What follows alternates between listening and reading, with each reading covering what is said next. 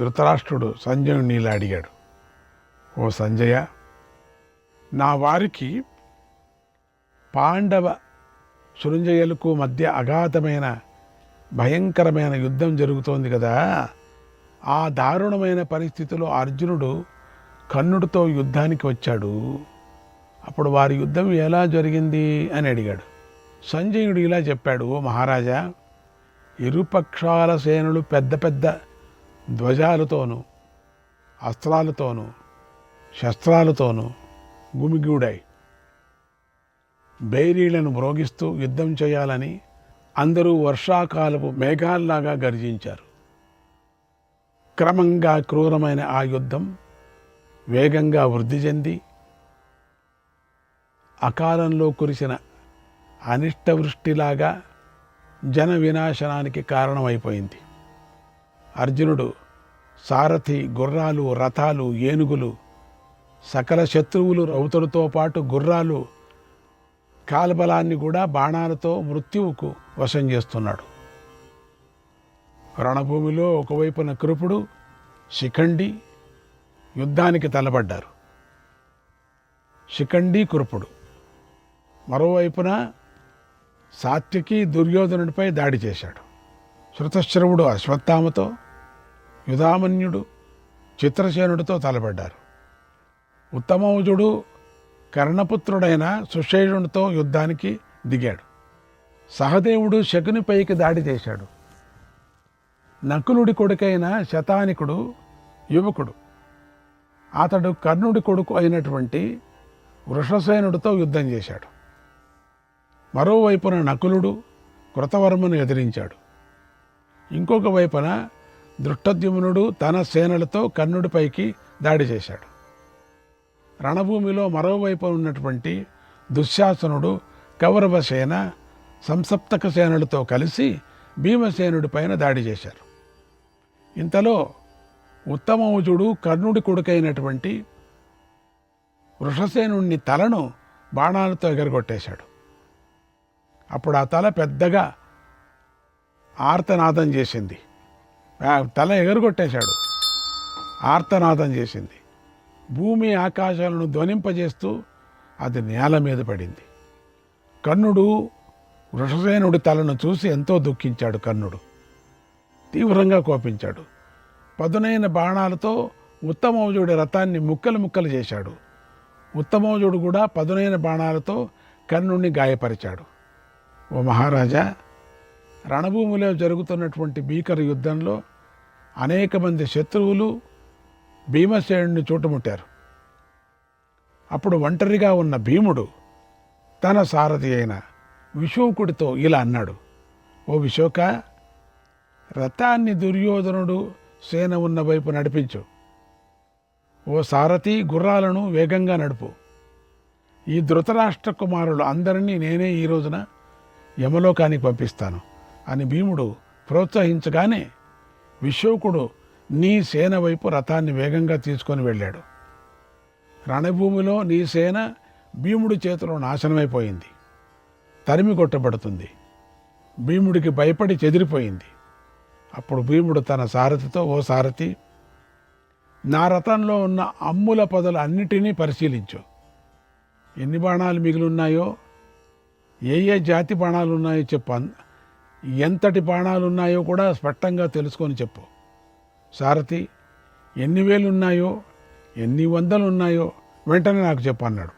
అప్పుడు విశోకుడు ఇలా చెప్పాడు, ఓ మహావీర, నేనంతా గ్రహించాను. కేకేయులు, కాంబోజులు, సురాష్ట్రులు, బాక్లీకులు యుద్ధానికి సిద్ధంగా ఉన్నారు. ములేచ్చులు, సింహోగులు, పరంతగణులు, మద్రులు, వంగదేశీయులు, మాగధులు, కులిందులు, అనర్తకులు మరోవైపు నుంచి గర్జిస్తున్నారు. ఆవర్తకులు, పర్వతీయులు మొదలైన ఆ వీరులందరూ గొప్ప గొప్ప ఆయుధాలను పట్టుకొని ఉన్నారు. ఇలా వీరులందరూ 4 వైపుల నుండి నిన్ను చుట్టున్నారు. నీతో యుద్ధం చేయాలని కోపావేశంతో అరుస్తున్నారు. ఓ వీర, ఇప్పుడు నీ దగ్గర ఇంకా 60,000 బాణాలు, 10,000 క్షురాలు, 10,000 బల్లాలు ఉన్నాయి, 2,000 నారచాలు, 3,000 ప్రదరాలు, విశేష బాణాలు మిగిలి ఉన్నాయి. అన్ని లెక్క చూడండి ఎట్లా పెట్టుకున్నాడు, కంప్యూటర్ లాగా. ఎన్ని బాణాలు తీసుకుంటున్నాడో లెక్క పెడుతున్నాడు సారథి. సారథి గుర్రాలు నడుపుతూ చెప్పినట్టు వింటూ బాణాలతో తప్పించుకుంటూ ఎన్ని ఖర్చు అవుతున్నాయో లెక్క పెట్టాల. ఇది సామాన్యమైన యుద్ధం కాదు కదా. 6 ఎద్దులు కట్టిన బండైనా లాగలేనన్ని ఆయుధాలు ఇంకా మిగిలి ఉన్నాయి, ఇంకా దండిగా ఉన్నాయి. ఓ పండిత, 1000 కొద్దీ ఉన్న అస్త్రాలను ఇప్పుడు యుద్ధంలో ప్రయోగించు. నీ దగ్గర ఇంకా గదలు, కత్తులు, బాహుబలం కూడా ఉన్నాయి. ప్రసాలు, ముద్గరాలు, శక్తులు, తోమరాలు ఉన్నాయి అని అన్నాడు. అప్పుడు భీముడు, ఓ సారథి, అవిగో అర్జునుడు, బాణాలు వీరందరి మీద పడుతున్నాయి చూడు.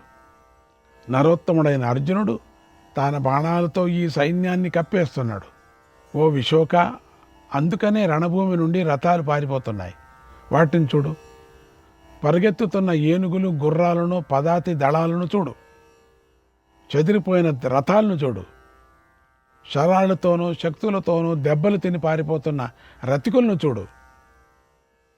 ఓ విశోక, రణభూమిలో ఆహాకారాలు మిన్నుముడుతున్నాయి, అనేక గజాల ఆర్తనాదాలు చేస్తున్నాయి అన్నాడు.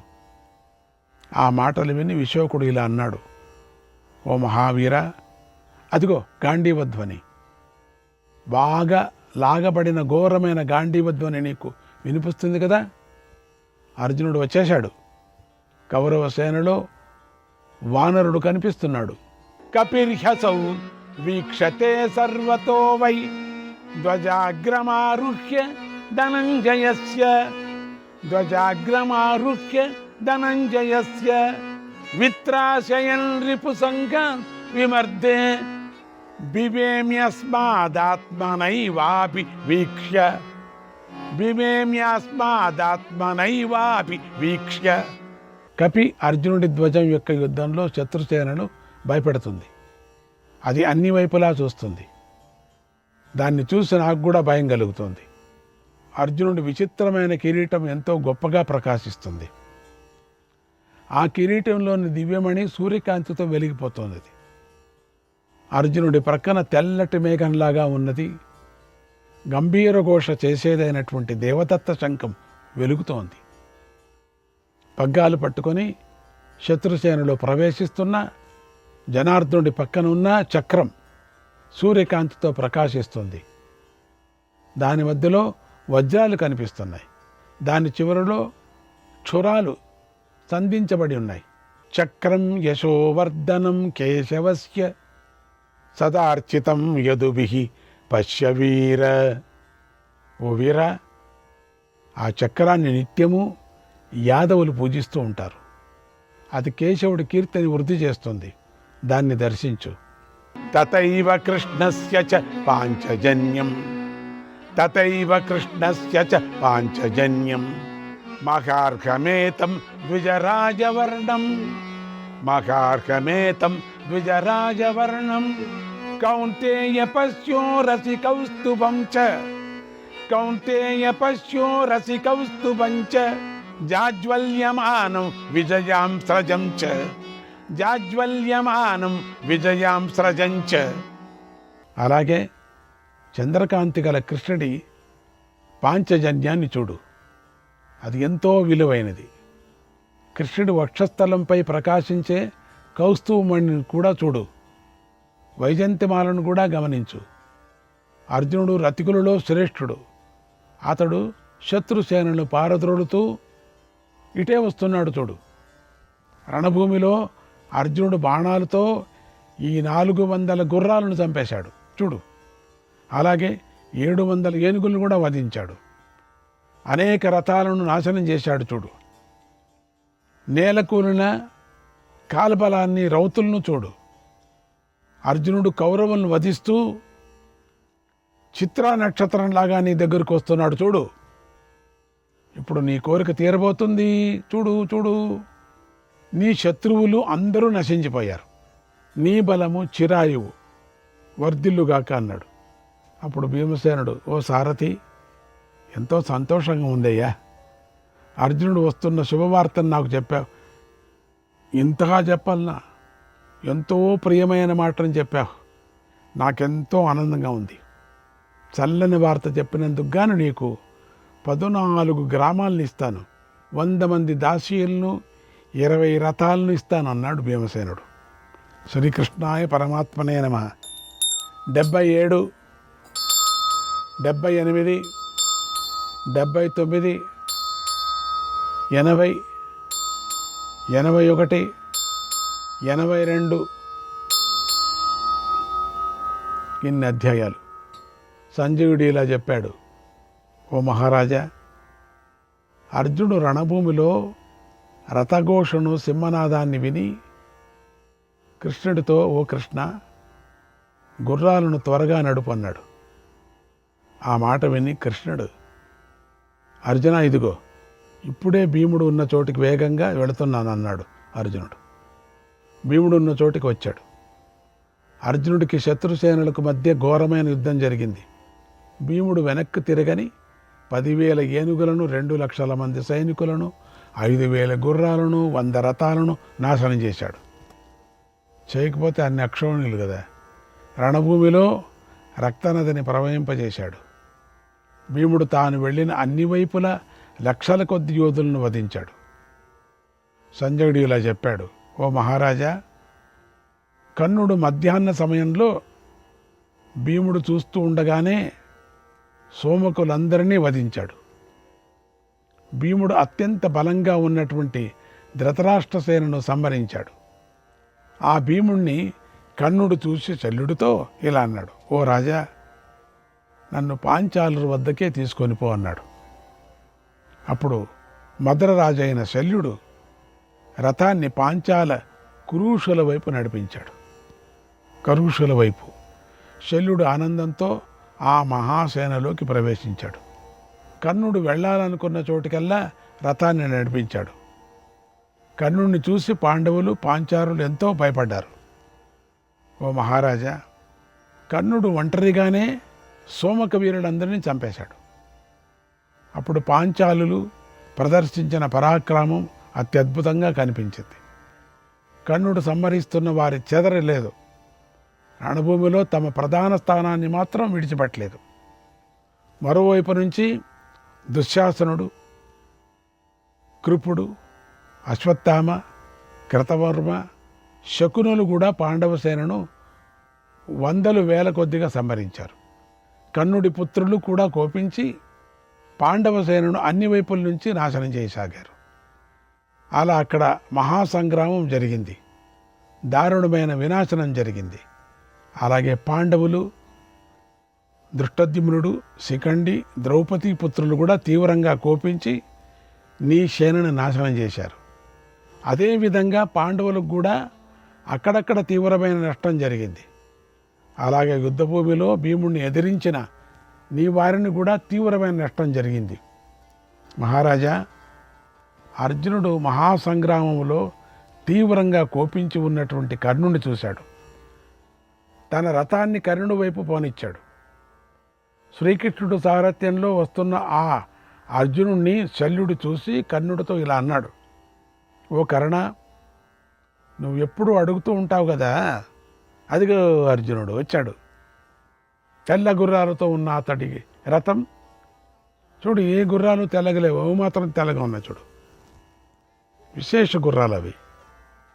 నీ గుర్రాలు ఉన్నాయి. ఉన్న అతడి రథం కృష్ణుడి సారథ్యంలో శత్రువులను సంహరిస్తూ మన వైపే వస్తుంది చూడు. గుర్రాలు కూడా అంత శక్తి ఉంది. ఆ రథం వస్తుంది మన వైపు. అర్జునుడు గాంధీవ ధనస్సును తాకుతూ నిలబడి ఉన్నాడు చూడు. ఈ రోజును అతడిని సంహరిస్తే మనకు మేలు కలుగుతుంది.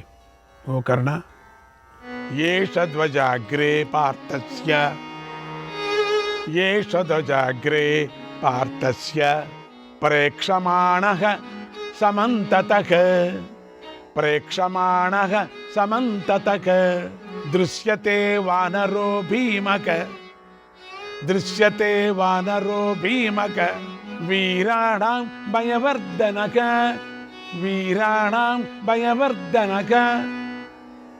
ఇదిగో అర్జునుడి ధ్వజం యొక్క పైభాగానున్న వానరుడు రణభూమిని చూస్తూ వీరులకు కూడా భయాన్ని పెంచుతున్నాడు. అతడు భీకరంగా కనిపిస్తున్నాడు.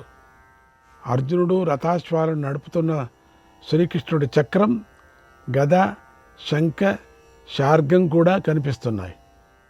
అర్జునుడు లాగిన గాంధీవం ఠాంకారం చేస్తుంది.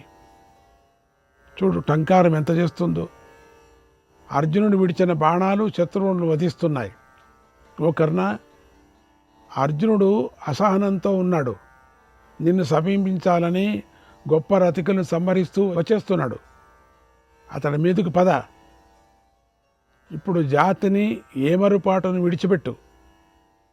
భార్గవాస్త్రాన్ని తలుచుకో. పరశురాముడు ఉపదేశాన్ని తలుచుకో.